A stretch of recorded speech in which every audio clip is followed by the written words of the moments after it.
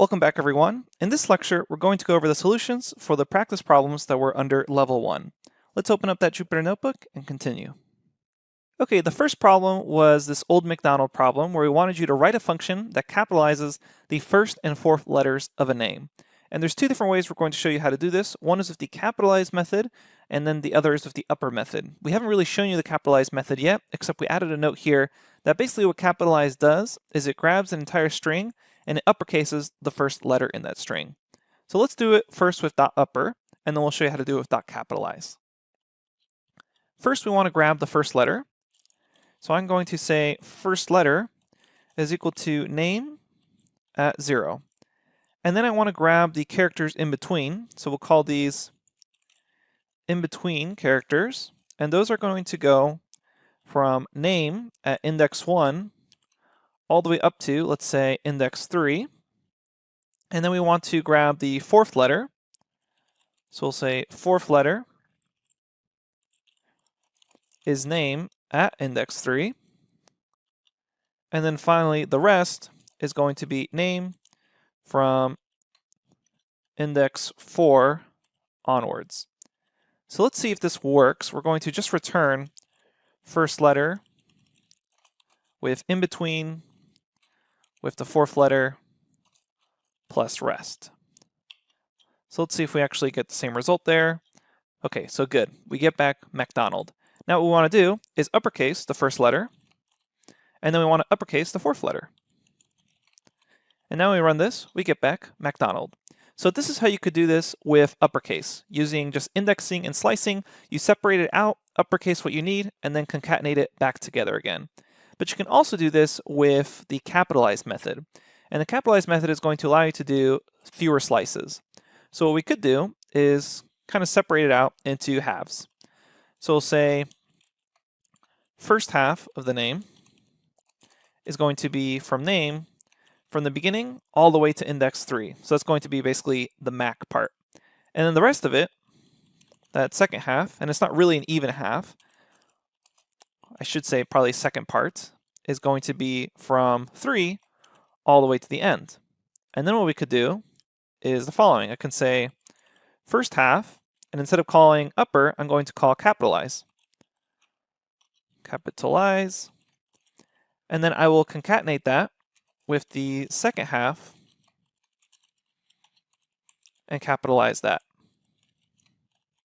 And now when we run this, we get back the same results. So that's how you could use the capitalized method instead of the upper method.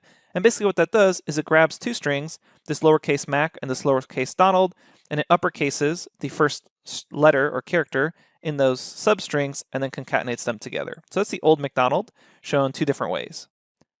Next, we have Master Yoda, where we're given a sentence. We want to return a sentence with the words reversed. So in order to do this, what we need to do is a couple things. First, we need to actually get a list of the words. So we're already quite familiar with that now. We can say word list is equal to text.split. And now I need to somehow reverse this list. And we actually know various methods of doing that. So let me show you what I mean. I'm going to say text.split is the word list, and then I'm going to slice the word list in steps from all the way from the beginning to the end in -1, and that's actually going to be the reversed word list. Whoops, let's make sure we don't use a keyword there. Reverse word list, and let's return the reversed word list and see what happens. So notice here, I get back home am I, and then with Master Yoda, I get back ready are we. Now we do want an actual string instead of the list itself. In order to join this list, we can actually use a method called join off a string.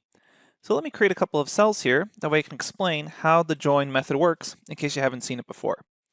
Let's imagine I have a list here of a string A, B, and C. And I want to join this together. So I will call this my list. What you end up doing is you create a string. Here I'm going to have a string of 2 dashes. And then off of the string you say .join, and then you pass in my list. And what this does is it takes the string you have here, and it's going to use it to concatenate as a fill-in between every item in this list. So if I just have a space here, it puts a space between A, B, and C. If I have maybe a bunch of O's, then it's going to put a bunch of O's in between A, B, and C. So a lot of times when you want to join things together, such as words in a list, you can either have it as an empty string, just a blank string to single quotes right next to each other, A, B, C, or we can have a space here and it joins together A space B, C.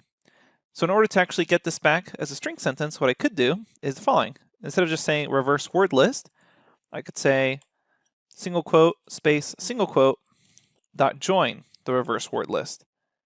And now when I run this, I get back the actual string itself. Home am I, and then ready are we. So that's a little introduction to the join method in case you haven't seen it before. Finally, we're going to discuss the almost there, and that was given an integer n, return true if n is within 10 of either 100 or 200. So the way we can do that is by taking note of ABS. So ABS returns the absolute value of a number. So we're going to return and check for the following. We want to check if 100 minus n, the absolute value of that, is less than or equal to 10. So we want to check that, but we also want to check another situation. So we're going to wrap this in parentheses to kind of state that's one thing we're checking. Or we want to check if the absolute value between 200 and n is less than or equal to 10. And then finally, we can return this. So we're just checking, hey, is 100 minus number the absolute value of that? Basically, the difference between that number and 100, is that less than or equal to 10? Or is the difference between that number and 200 less than or equal to 10? And when we run this, we get back the correct results. So this is false, this one's true, and then this one's also true.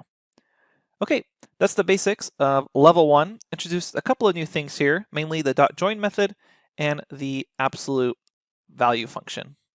In the very next lecture, we're going to go over the level 2 problems. We'll see you there.